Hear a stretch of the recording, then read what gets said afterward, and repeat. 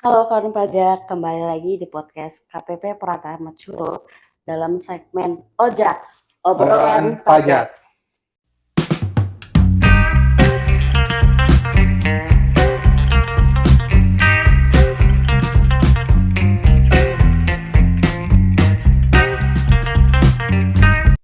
Oke, kali ini saya Sofia Rap yang akan menemani kalian dengan obrolan-obrolan seru seputar tentang perpajakan. Semoga kawan-kawan pajak yang sudah join ke kita itu dalam keadaan sehat walafiat ya. Eh, Mungkin hari ini kita akan membahas topik yang sangat penting dan relevan, yaitu kewajiban perpajakan UMKM orang pribadi dan pekerja profesi. Untuk membahas topik yang lebih dalam, sebaiknya kita mungkin perkenalan dulu nih sama narasumber terpercaya yang sangat luar biasa kepada Bapak Aloy. Dipersilahkan. Baik, terima kasih Mbak Sofia dan teman-teman pajak sekalian, kawan pajak. Saya Aloysius Gatot Prasetyo, kebetulan saya menjadi narasumber di sini hari ini. Saya bertugas di KPP Pratama Curup sebagai Kasih Pengawasan 5. Oke. Gimana Pak kabarnya? Puji Tuhan, baik Mbak Sofia, apa kabar? Alhamdulillah semuanya baik. Semoga kayak teman-teman pajak ya, dalam keadaan sehat. Oke, mungkin Bapak bisa nih Pak memberikan gambaran singkat apa sih yang akan kita bahas di hari ini? Oh, baik Mbak, hari ini kita akan membahas dua kategori penting ya. Yang pertama itu perpajakan bagi UMKM orang pribadi. Dan yang kedua terkait dengan pekerja profesi.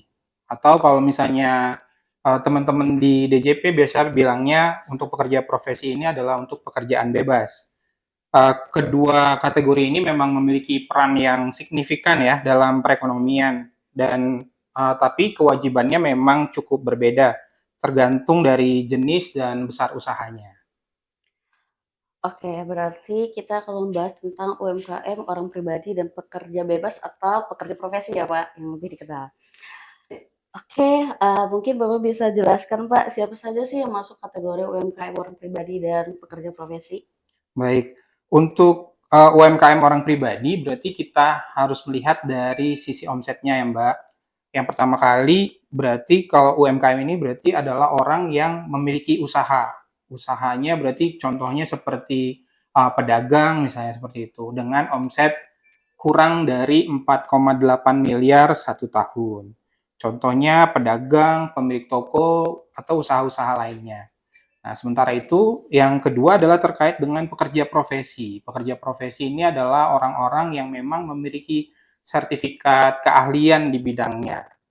Contohnya, uh, misalnya dokter ataupun notaris, kemudian pengacara, pedagang, ataupun yang sekarang ya mungkin ya uh, agak lagi rame juga adalah influencer misalnya. Nah, itu perlu kita dalami mungkin pada kegiatan kita pada hari ini.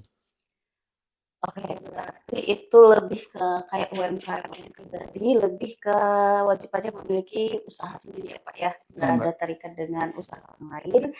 Kemudian sedangkan kalau untuk pekerja profesi itu lebih ke individu yang memiliki keahlian khusus gitu ya Pak, yang dimana mungkin dia harus memiliki sertifikat tertentu ya Pak ya. Betul, Mbak.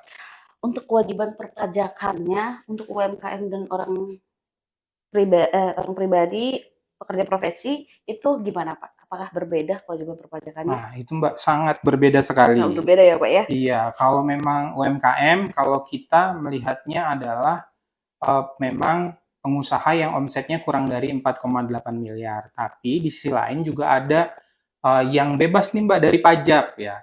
Yang bebas dari pajak kalau dia omset penghasilan brutonya satu tahun kurang dari 500 juta rupiah. Berarti kena pajaknya kapan Pak? Kena pajaknya adalah ketika omsetnya di atas 500 juta, tapi di bawah 4,8 miliar itu yang termasuk ke dalam UMKM. Untuk tarif pajaknya dia kena 0,5%. Itu. 0,5%. Betul. Sementara kalau untuk UMKM, mohon maaf, untuk Pekerjaan profesi, profesi. ya untuk pekerjaan profesi, contohnya misalnya dokter atau arsitek atau akuntan, itu memang mereka dikenakan perpajakan dia menggunakan norma perhitungan penghasilan neto. Nah, itu memang sedikit banyaknya memang harus berkoordinasi dengan teman-teman di KPP nih untuk mengetahui NPPM-nya berapa gitu.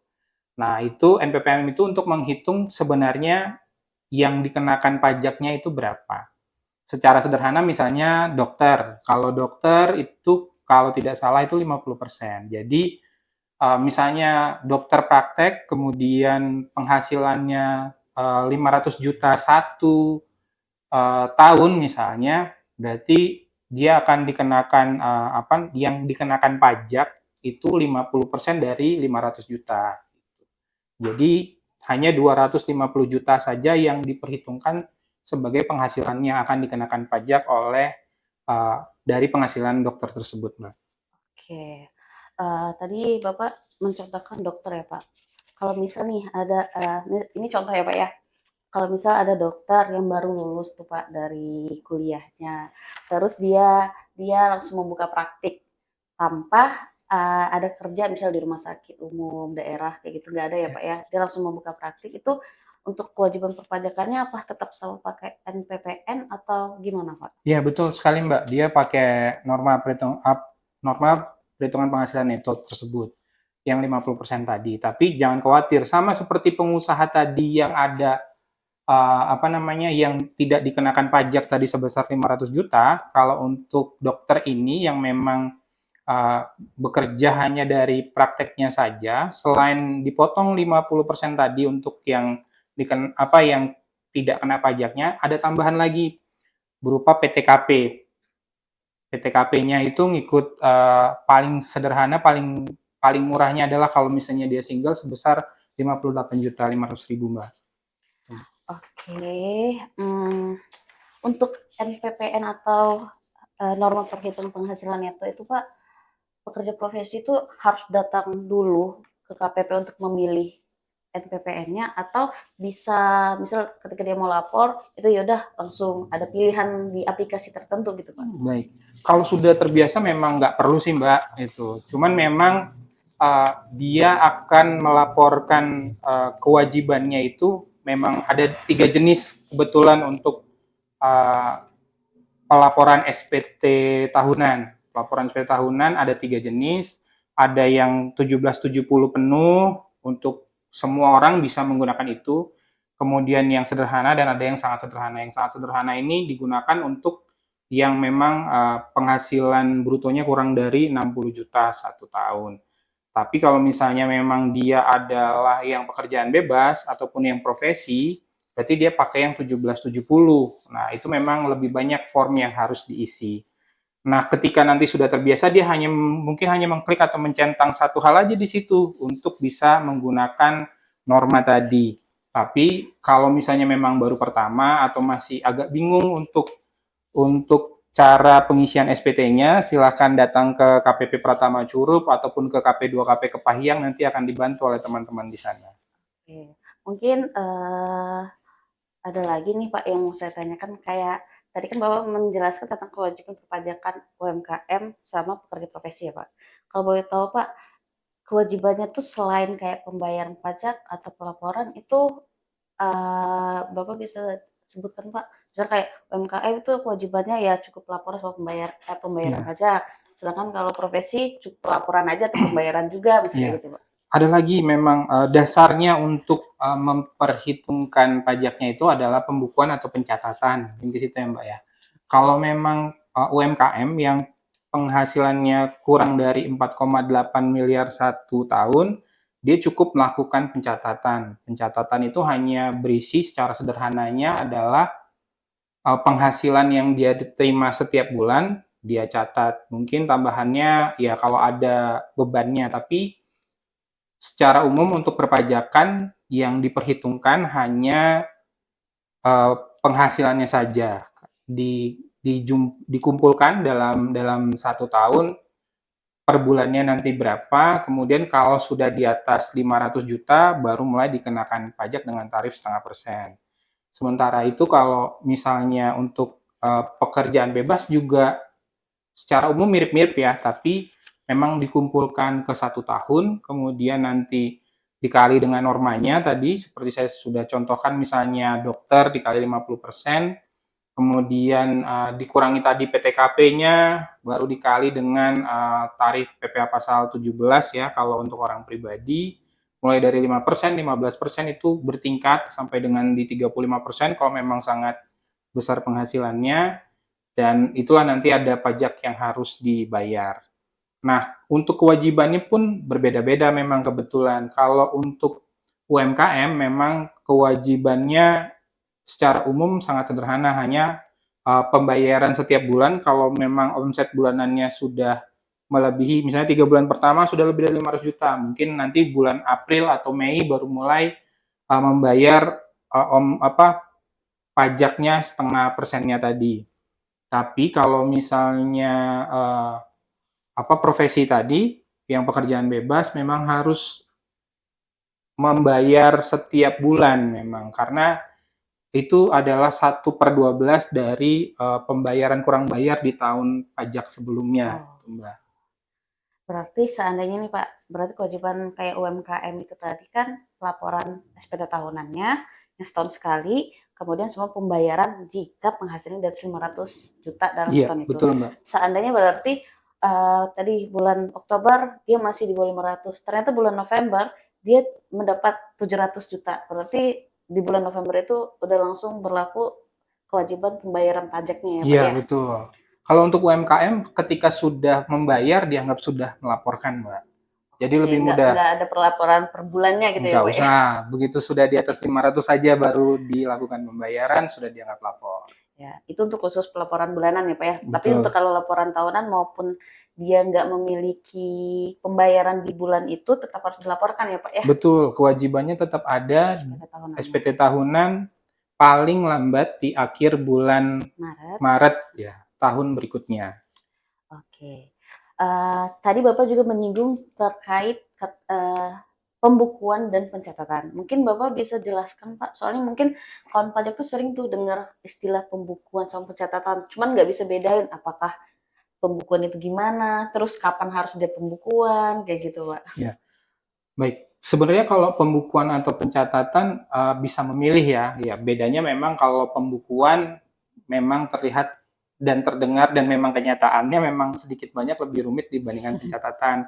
Tadi seperti saya sampaikan tadi, kalau pencatatan memang lebih mudah ya. Kita hanya ingin tahu sih peredaran bruto atau penghasilan dari usaha bulanannya itu berapa gitu. Itu yang perlu dicatat, peredarannya berapa atau penghasilan brutonya berapa.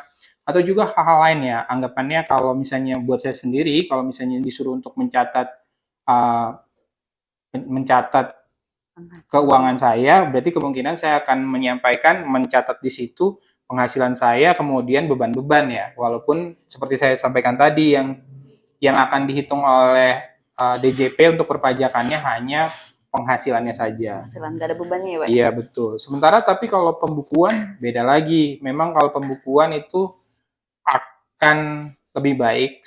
Kami sarankan untuk meng-hire orang yang memang ahli di bidangnya, contohnya akuntan misalnya seperti itu. Karena memang kalau untuk pembukuan itu akan menghasilkan laporan yang berbeda dibandingkan dengan peredaran bruto, dibandingkan dengan pencatatan, maaf. Ya di sana nanti akan lebih jelas, terutama melihat nilai harta kita berapa, kewajiban kita berapa gitu.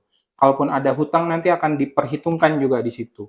Laporan yang dihasilkan untuk pembukuan adalah paling sedikit itu ada yang dibutuhkan oleh DJP ada 2, tapi secara umum ada 3. Yang pertama adalah laporan laba rugi, berarti dari usaha kita berapa penghasilan kita, beban-bebannya berapa, nanti kita akan dapat labanya berapa, keuntungannya berapa. Atau misalnya memang nggak pas ya, bisa jadi rugi malahan kan seperti itu. Terus yang kedua adalah laporan neraca, berarti berapa sih sisa harta kita, berapa kelihatan di neraca tadi. Dan yang terakhir adalah laporan perubahan modal. Nah, yang diminta oleh DJP hanya 2, yaitu laporan laba rugi dan neraca. Itulah yang nanti jadi lampiran pada laporan perpajakan kita, SPT kita, yang disampaikan paling lambat di bulan Maret tahun berikutnya. Oke, berarti secara umum memang pembukuan itu lebih detail ya Pak ya. Dia mencakup Betul, kayak Mbak. harta, kewajiban, kemudian modal, perubahan modal tadi ya maksudnya Pak ya, penghasilan biaya. Sedangkan kalau pencatatan tuh lebih sederhana, lebih dicatat aja per bulannya gitu ya Pak. Betul. Kayak catatan biar kita nggak terlewatkan berapa penghasilan setiap Iya. bulan gitu ya Pak ya. Oh iya, ada tambahannya, Mbak. Apa tuh Pak? Bagi UMKM, itu kan memang usaha mikro, kecil, menengah ya. Iya. Ya, kita sebagai orang pajak pastinya berdoa semoga Bapak Ibu UMKM ini meningkat, tidak lagi menjadi UMKM, Iya, di di mana atas penghasilannya sudah di atas 4,8 miliar. Nah, apabila memang penghasilannya sudah di atas 4,8 miliar, ada kewajiban yang berubah yang sebelumnya tadi menyelenggarakan pencatatan berubah menjadi wajib pembukuan, pembukuan gitu ya wajib Pak. pembukuan, sehingga bagi teman-teman yang memang omsetnya memang sudah di atas 4,8 miliar, saran saya memang segera beralih ke pembukuan dan kemudian kalau boleh memang mencari tim ataupun konsultan pajak terdaftar yang dapat membantu untuk pelaporan perpajakannya. Karena memang kalau seandainya terlewatkan, itu lumayan besar ya Pak ya denda-denda kalau kita misal kayak tadi penghasilan udah di atas, terus harusnya melakukan pembukuan kan berarti mungkin dia harus PKP ya Pak. Pernah saya dengar Ya, istilah harus PKP gitu ya. Berarti kalau udah terdaftar PKP otomatis dia kewajibannya lebih rumit sebenarnya, lebih betul Mbak. kompleks gitu ya Pak ya. Iya, betul sekali. Kalau memang dia omsetnya udah di atas 4,8 miliar, memang kalau buat saya bilangnya itu udah jenis kewajiban yang sangat berbeda sekali gitu. Karena kalau omsetnya sudah dianggap 4,8 miliar, sudah tidak lagi dianggap oleh pemerintah sebagai pengusaha kecil, tapi sudah cukup besar. Nah, tadi Mbak Sofia sudah menyampaikan juga terkait PKP atau pengusaha kena pajak. Nah, pengusaha kena pajak itu memang salah satu kriteria yang wajib menjadi pengusaha kena pajak itu adalah yang omsetnya udah di atas 4,8 miliar. Pengusaha kecil atau UMKM juga boleh menjadi Kita PKP, boleh. tapi jadinya juga harus menyelenggarakan pembukuan. Kewajibannya tetap sama walaupun penghasilan berbeda ya Pak ya. Iya, betul. Tapi di sisi lain juga tadi juga ketika sudah menjadi PKP, kewajiban bulanannya nanti jadi akan berubah karena ada harus memungut PPN namanya, pajak pertambahan nilai. Pajak pertambahan nilai ini kalau sekarang 11%. Jadi setiap kali dia bertransaksi, dia harus memungut PPN-nya. Nah, untuk dendanya memang cukup signifikan karena untuk pajak pertambahan nilai itu memang harus dilaporkan setiap bulan. Setiap bulan. Nah, sanksinya cukup signifikan. Kalau tadi orang pribadi UMKM, sanksinya paling kalau lupa atau terlambat menyampaikan SPT hanya Rp100.000. Tapi kalau sudah pengusaha kena pajak, PKP, tadi yang omsetnya sudah di atas 4,8 miliar, apabila terlambat menyampaikan SPT PPN, sanksinya adalah 500.000 per bulan. Jadi kalau setahun lupa menyampaikan, waduh kena sanksi 6 juta. Nah, ini perlu hati-hati.